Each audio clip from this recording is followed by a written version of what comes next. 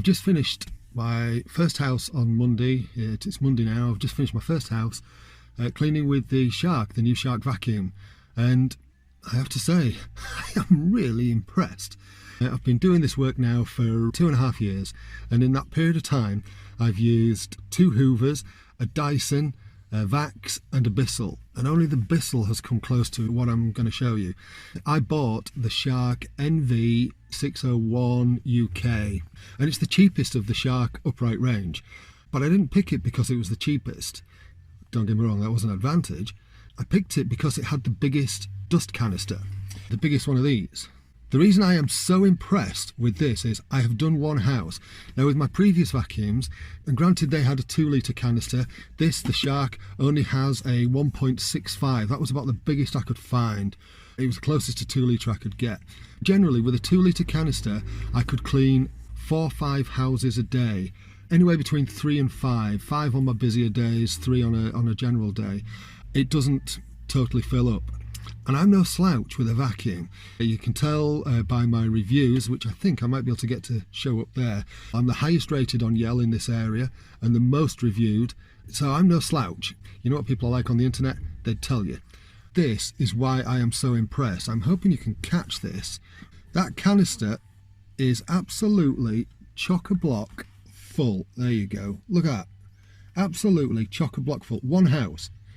The house that I've just come from is generally pretty clean. It's a good house, and yet the Shark has pulled all of this, filled this thing to the hilt on one go.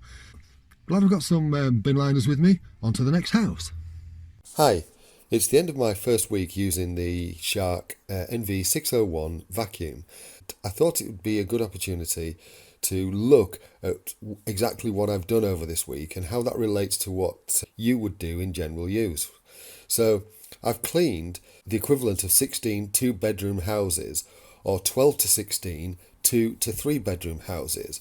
But we're just going to look at it as 12 because 12 houses, if a house is done once a week thoroughly, then it means that it's 12 full weeks of vacuuming, which equals 3 months. That's 3 months of vacuuming. So the vacuum's had very intense use during this week.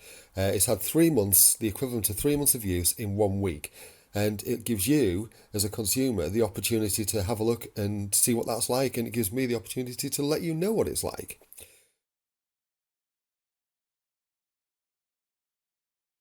Here we have the Shark after, as I say, the equivalent of 3 months use.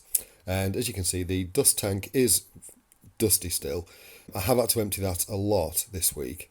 One feature I particularly like is the easy access to the roller brush. It makes it so much easier for clearing hair and debris from the bristles, and also for you to check on the status of them to make sure that they're still in good condition. Moving on, we have the cord hooks, which, as I told you when I first unboxed this, I wouldn't be using, and that I would be wrapping the cord, slinging it round the neck of the vacuum, which I have duly done.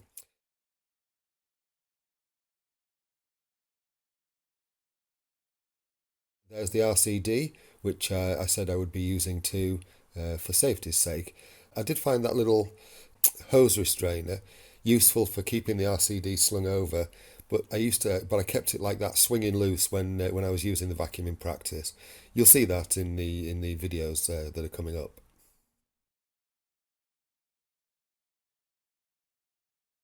Let's just take the tank off and have a look at the filters. As you can see, that is pretty dusty in there, and I have had to tap that out 2 or 3 times this week. The Shark manual says you need to take it out and wash it every 3 months, and I think it would probably need more than that. However, the most wonderful thing about this vacuum is you can see how clogged up that filter is. There was no loss of suction on the vacuum at that stage. I thought that was fantastic. It was just really good, really good. The suction was superb. If one of the clips that you'll see is actually from that period. Here we have the felt filter, and as you can see, that's filthy too. So I've taken them out. I'm going to give them a good wash. I've also bought some more to replace them. Now, moving on to the brush. I knew this brush was going to be problematic. Very much a pros and cons situation. It's a bit of a Marmite brush. As you can see, the bristles are starting to splay, a bit like a toothbrush, a well-used toothbrush already. I can't see this lasting 5 years, or in my case, roughly 20 months. I can't see this being good for 5 years at all. However, it was a useful little tool, and it's nice and narrow, and it gets into nice little cracks and crevices that the other brush that I used to use didn't.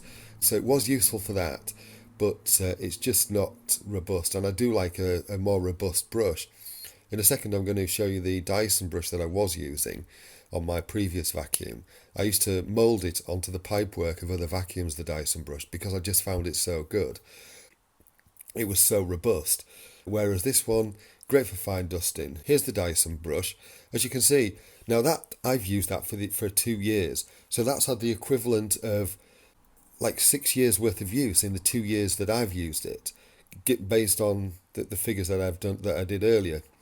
And it's still in very good condition. Yes, it's recently been washed out, but the bristles are fine. And Shark, you're missing a trick here. Producing poor quality tools for a premium machine isn't good.